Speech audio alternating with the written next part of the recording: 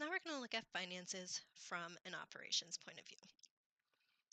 You really can use your finances and your budget as a way to support your mission and your strategic goals or your current objectives by really focusing that money in areas that you want to improve and grow. We've created this financial worksheet here at BOSTnet for you to think about your spending and your budgeting, and if you are using it in those areas that you're really focusing on at the current time. We've made it in the Google Sheets format so that you can use it whether or not you have Microsoft Office installed, and it's available for you in the course room to download. So when you click on it, it will pop up. We'll look at it in a way where you can't edit it because that's how it will look. So here I have it pulled up in my personal email. And when you click on it, you'll be able to click on the file and then you can make a copy or add to my drive. You'll need to be signed into your own personal Gmail account. If you don't have one, you can make one for free. And that way you'll be able to edit it in Google Sheets.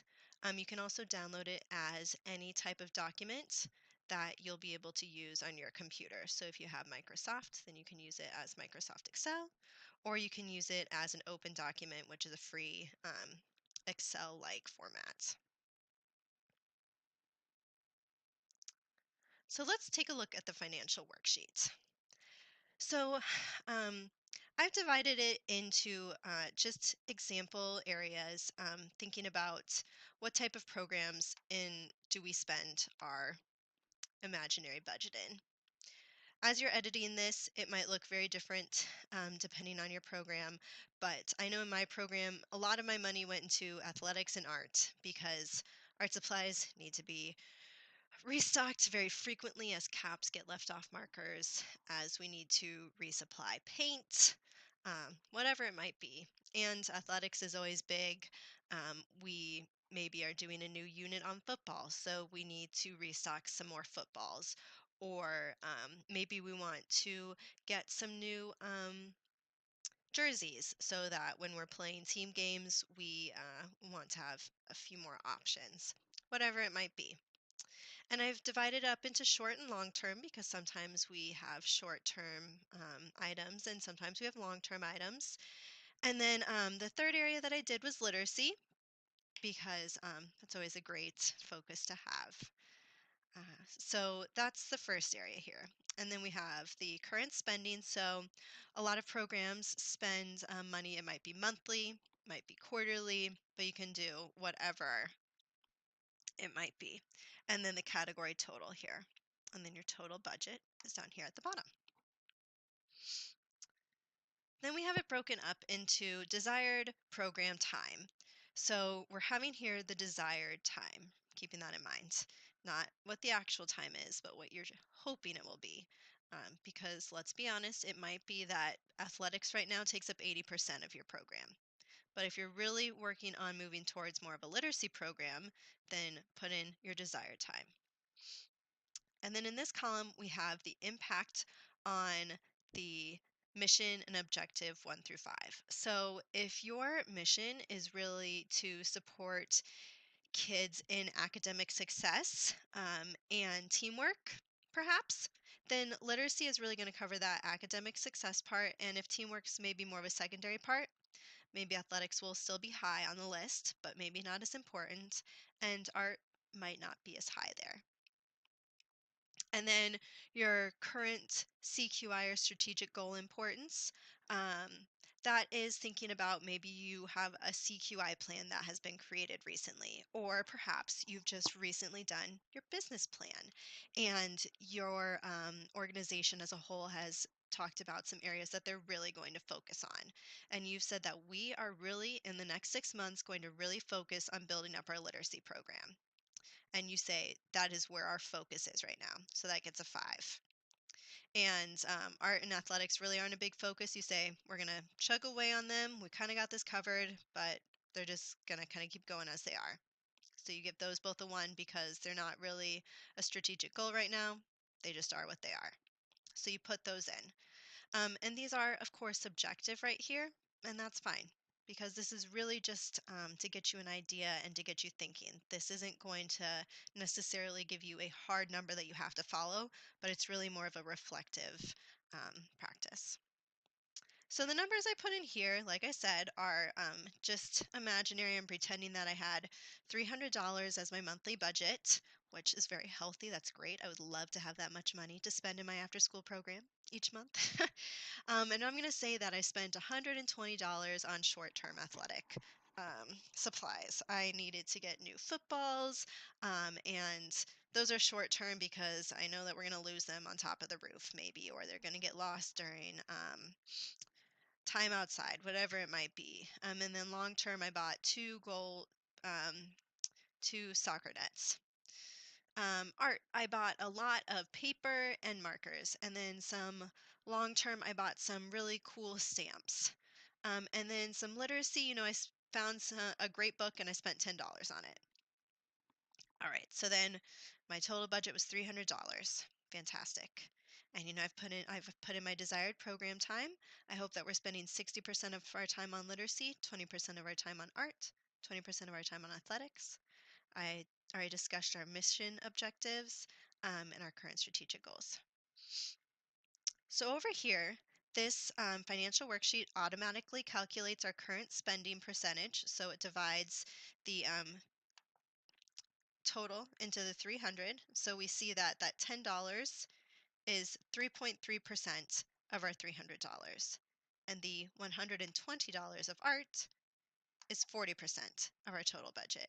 And athletics is 56% of our total budget. And we see that our current strategic goal or importance, that literacy is really 71.43% of it, and that art is 14.29%, and that athletics is 14.29%. And so we're thinking, do these numbers right here match up to these numbers right here? And we're seeing that there's a big disconnect. And so this gradient right here, it will change from this yellow to this green. It should be roughly the same. If it's close to the same, great, it's looking good. But when we see this big disparity, this dark green and this very light yellow, that means that there's maybe cause for concern, and we need to reflect on why there's such a big difference here. Which brings me to my next point, that we have these extension questions here at the bottom. Because we understand that sometimes, things aren't going to go perfectly, and sometimes we do need to spend a little more in certain areas. So we think about, is this a required purchase? Maybe we had to spend a lot of money, this $100 in art, because we have a big art show coming up. And I know at one of my programs, we were required to do a monthly art project for a end of the year art show. And so one of the months we had to do printmaking. And so that was a big investment. So maybe that we were required to purchase. Which meets that next question. Is this a new program that will require a large expenditure at first? If so, that's all right. So maybe that month or that quarter, this gradient over here might not match up exactly, and that's okay. And then thinking about, what policies can we enact to keep these supplies in good conditions? Are these realistic? How will you implement these policies? So keeping in mind, if we are buying the same things over and over and over again, if these athletics and these art areas are, just the same short term, keep being purchased over and over and over again, what can we do to keep the supplies in good conditions rather than purchasing them over and over again? My example is I was purchasing hula hoops constantly because the kids just kept bending them. And so we instead had to enact policies about how the hula hoops needed to be treated when they were brought out during gym time. And so that needed to be kept in mind. And then, should this be purchased at a different time? Is this the right time to be purchasing it? And then I had this question first. I don't bring it up till now because I think it's really important. Do we have staff capacity in the program area? And what time and PD cost would be required to reach the desired state? So this is important because, so for example, I don't have STEM up here because what good are STEM supplies if the staff are not comfortable having STEM activities?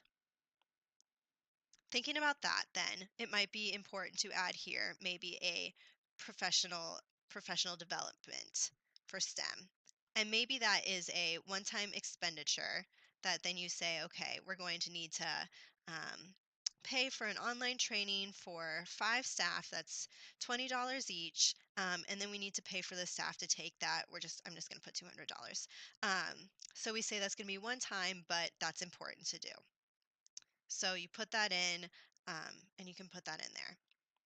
So knowing then that then the next month, you'll be able to add to that STEM budget. But it's important to think about these different things. And then you say, is this STEM part eventually, it is going to be a part of our program. And then you can add in, is it part of our mission? Is it part of the strategic goal? And think it through. But my point being that you can really look at the finances and the budget to really work towards your current mission or objective, and really making sure that you're spending that money in the right place and making sure that you have the right supplies to create the right learning centers and focusing your activities on those areas that you really want to grow in your program, is how you're going to get yourself to that next level. And this worksheet, I hope you can use it. I really want you to take some time to just put in an example month and really reflect. Are these areas over here, this spot, are they kind of matching one another? Or are you seeing this similar example that we saw here, where your strategic goal is green, but you're seeing, wow, I am spending a significant difference than what I'm seeing here. If you have any questions about the worksheet, feel free to contact me with the Talk to Trainer button.